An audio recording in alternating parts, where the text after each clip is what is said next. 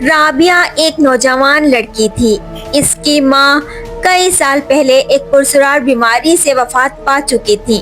اس کا باپ ایک ضروری کام کے سلسلے میں شہر سے باہر گیا ہوا تھا اور ان دنوں رابعہ گھر میں اکیلی رہ گئی تھی۔ رابعہ کو پرانی اور پرسرار چیزیں جمع کرنے کا بہت شوق تھا۔ ایک دن وہ شہر کے پرانے بازار گئی جہاں ہر طرف عجیب و غریب اشیاء بکھری ہوئی تھی۔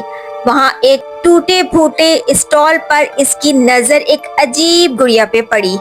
گڑیا بظاہر تو پرانی لگ رہی تھی، مٹی سے اٹی ہوئی تھی، پرانے کپڑے پہنے ہوئی تھی، مگر اس کی آنکھیں وہ آنکھیں جیسے کسی اور دنیا کی ہوں۔ ان میں ایک پرسرار گہرائی تھی، جیسے وہ رابعہ کو گھور رہی ہوں۔ رابعہ کو نہ جانے کیوں وہ گڑیا اپنی طرف کھینچنے لگی۔ اس نے فوراً وہ گڑیا خرید لی اور خوشی خوشی اسے اپنے گھر لے آئی۔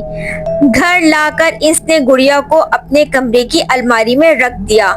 رات کے وقت جب وہ سونے لگی تو اچانک کمرے میں ٹھنڈی سی ہوا چلنے لگی، دیواروں پر لٹکی ہوئی تصویریں ہلنے لگی۔ رابعہ نے آنکھیں کھولی تو کمرے میں کوئی نہ تھا، مگر پھر بھی اسے محسوس ہو رہا تھا کہ کوئی اس کی طرف گھور رہا ہو۔ اگلے دنوں حالات مزید عجیب ہونے لگے۔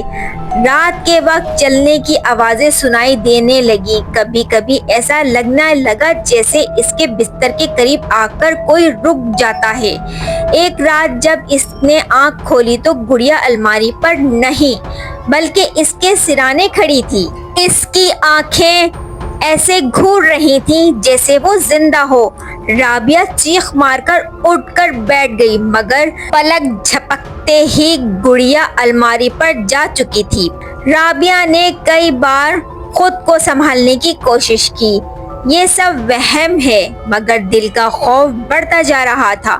پھر ایک رات اس نے ایک ایسا خواب دیکھا جس نے اس کی نیند ہمیشہ کے لیے اڑا دی۔ خواب میں وہی گڑیا زندہ ہو گئی تھی۔ اس کے ہاتھ میں ایک تیز چمکتی ہوئی چھری تھی اور وہ رابعہ کی طرف بڑھ رہی تھی، بے حد آہستہ اور خاموشی سے۔ رابعہ کی چیخ نکل گئی اور وہ ہڑبڑا کر اٹھ بیٹھی، اور تبھی اس نے دیکھا اس کے کمرے کا دروازہ تھوڑا سا کھلا ہوا تھا، حالانکہ سونے سے پہلے اس نے دروازہ خود بند کیا تھا۔ اب رابعہ کا خوف جنوں کی حد تک پہنچ چکا تھا۔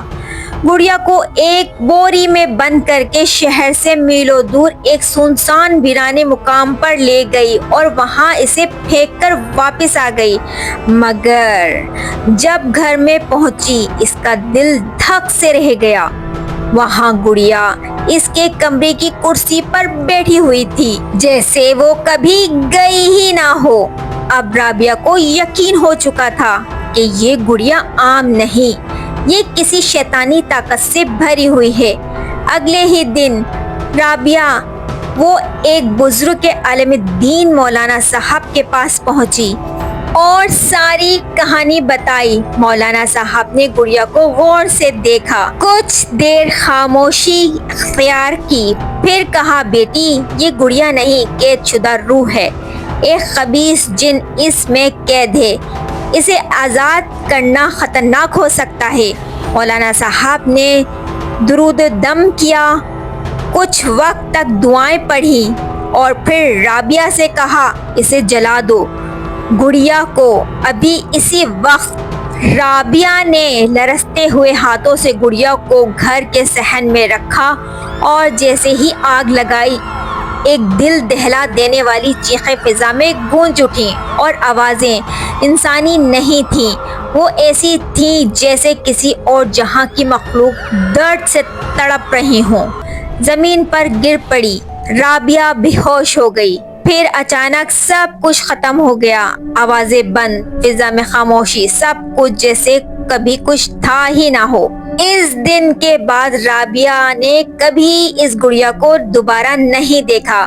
اور نہ ہی گھر میں کوئی پرسرار واقعہ پیش آیا، مگر رات وہ لمحات جب ایک گڑیا نے اس کی زندگی کو جہنم بنا دیا تھا، وہ ہمیشہ کے لیے اس کے سینے میں دفن ہو گئی ہیں۔ رابعہ نے سیکھ لیا تھا، ہر پرانی چیز صرف یادگار نہیں ہوتی، کچھ نہ کچھ ان کے پیچھے کہانیاں چھپی ہوتی ہیں۔